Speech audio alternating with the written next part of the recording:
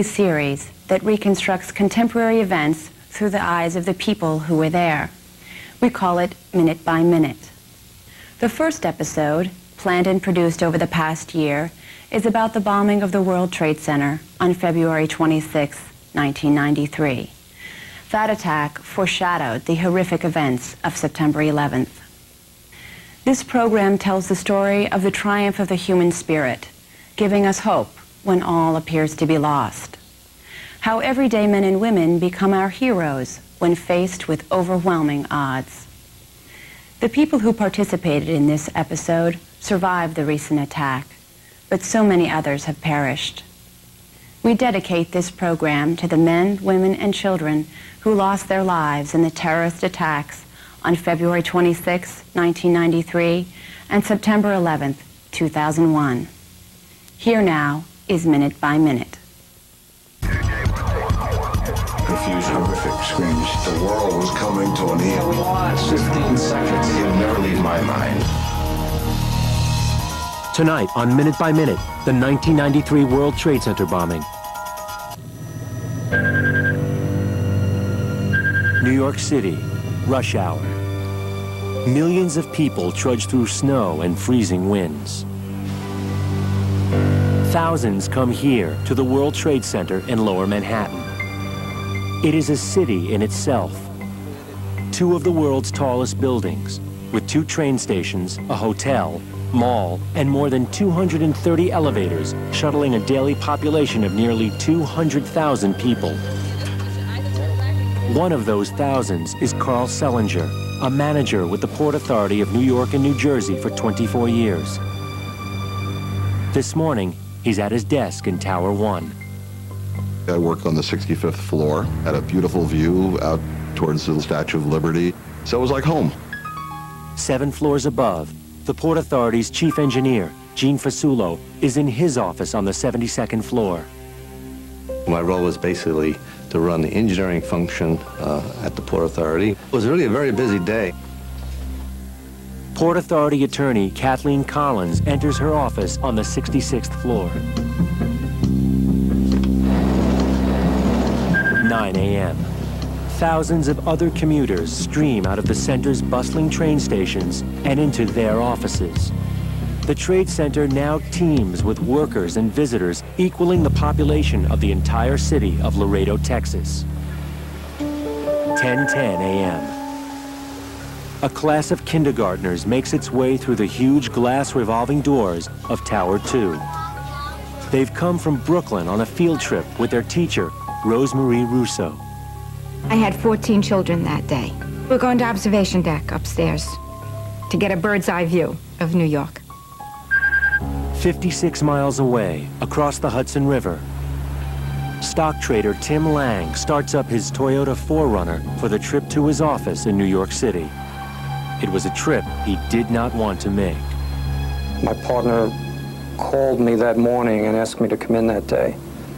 But I didn't see the point, and he eventually came around to convince me to come in. 11:15 a.m. 3 other men are also heading toward the World Trade Center. Iyad Ismail and Ramzi Youssef are driving a 10-foot yellow Ryder van.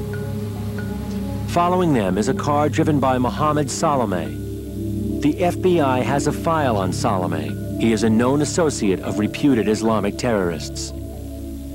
Salame had leased the van from a Ryder rental agency in Jersey City 3 days earlier and reported it stolen just yesterday. It now carries a 1,500-pound bomb made of urea nitrate and hydrogen. 11:55 a.m. The yellow Ryder van pulls into level B2 of the World Trade Center garage. Iyad Ismail steers it to an illegal parking space. Mohammed Salame follows behind. Rosemarie Russo starts rounding up her 5-year-old sightseers on the Trade Center observation deck.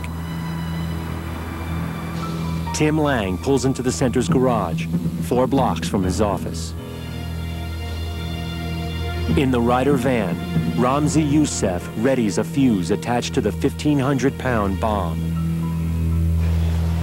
On the 65th floor, manager Carl Selinger leaves to get some lunch before his next appointment.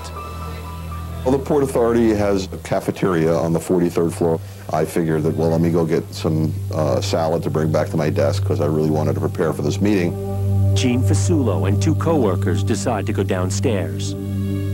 So we were actually on our way to lunch, and we were going to catch up on the events of the last week or so. On the B2 level, Ramzi Youssef lights a fuse on the bomb. The fuse is encased in rubber, which suppresses smoke and allows for a 10 to 20 minute burn time. 150 feet away, the center's supervising engineer, Alan Reese, heads down the hallway to his office. I was going downstairs to the office to see some friends and just talk about what we're going to do this weekend and how things were going. 2 floors below, on B4, engineer Fred Furby finishes a job and tells his co-worker, Richie Walsh, to go upstairs to turn in their worksheets. I was telling him to go take the paperwork, turn it in, so they don't come down and bother us, you know? And I just was so insistent on it, so he wouldn't turn it in. 12:05 p.m. Youssef and Ismail jump into Salome's car and speed out of the garage. 12:10 p.m. The fuse on the bomb has been burning for 6 minutes. Off-duty Port Authority detective Thomas McHale reads a newspaper on the Trade Center's concourse level as he waits for a train to New Jersey. McHale happens to be in the building for a doctor's appointment following a work-related injury. The morning I was actually off duty. I injured my ankle, line of duty injury in the subway. Stock trader Tim Lang has found a parking spot. It's on the same level as the Ryder van, where the fuse has now been burning for 11 minutes. It's 12:17 p.m. I'd gotten into the elevator and pressed 65. I'm approached by an individual who asks for directions to the Newark train. We're waiting now for the elevator to come for us. I was standing within the door frame and had just opened the door to my office. We entered an elevator on the 72nd floor. I was cutting insulation, you know, putting it on the cart. I was in my office, and my friend was coming up, and we were going to have pizza. I got out of the car, opened the backseat door, reached for my things, had my car keys in my hand.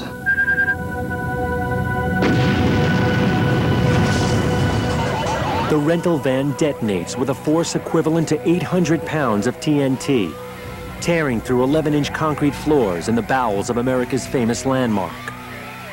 I was physically lifted up into the air and thrown back with terrific force. All of a sudden, just boom, something hit me, and it's like, it took my breath away. It blew me across the room. The exterior walls of the garage came caving into the path concourse level. On the street, car windshields as far as 300 feet away are blown apart as the wave of the blast shoots up through the buildings. The elevator just came to emergency stop. It jiggled as it stopped quickly. And then all of a sudden it stopped. It like shuddered and then stopped. We were waiting to go down. The lights started flickering and the alarms started going off.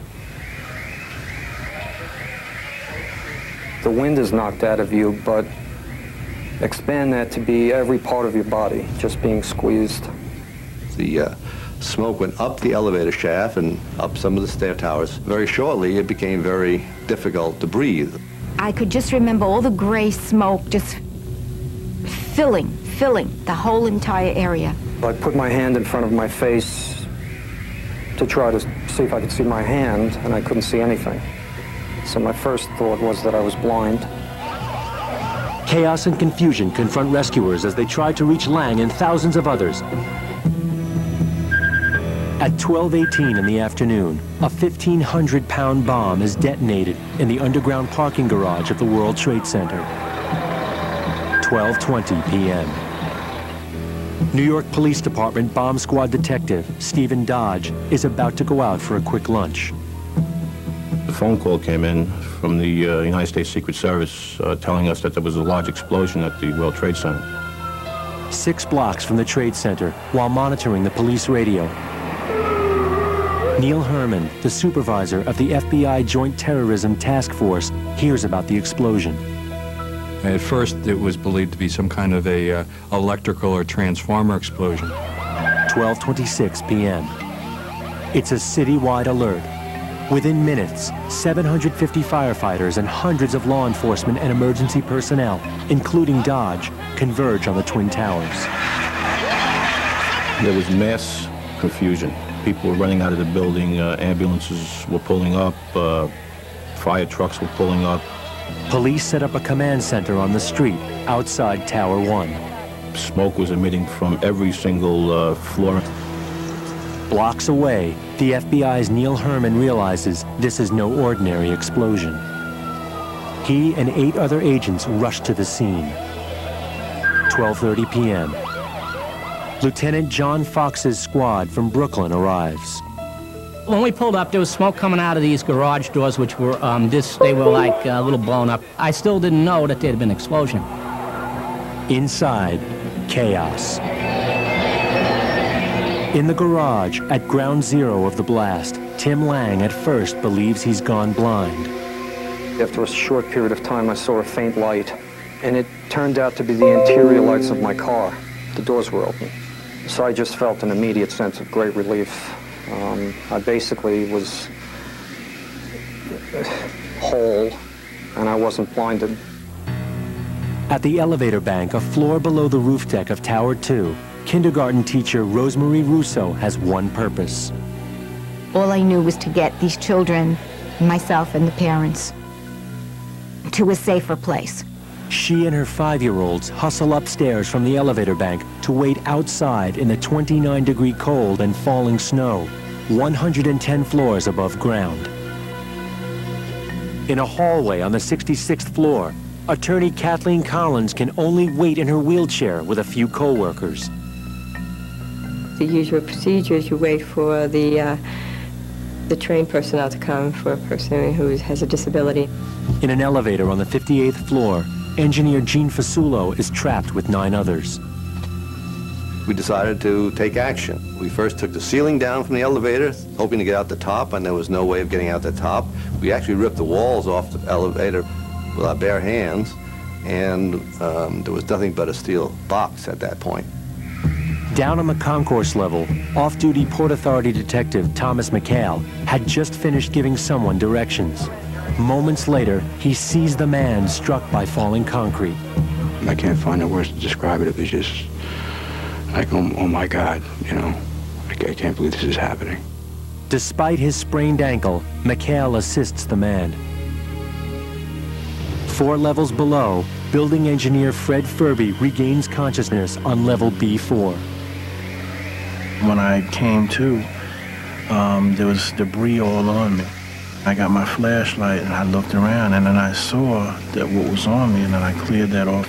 It's now 12:35 p.m., 17 minutes after the blast. Even though he was just 150 feet from ground zero, engineer Alan Reese has escaped unscathed from his office on B2. Rescue teams are desperate for his expertise on the towers. I'm trained. These large rolls of architectural blueprints back up onto West Street to a command center. Police and fire officials pore over the blueprints to map out a systematic evacuation of the building. Most of the injured suffer from smoke inhalation. Others fare much worse.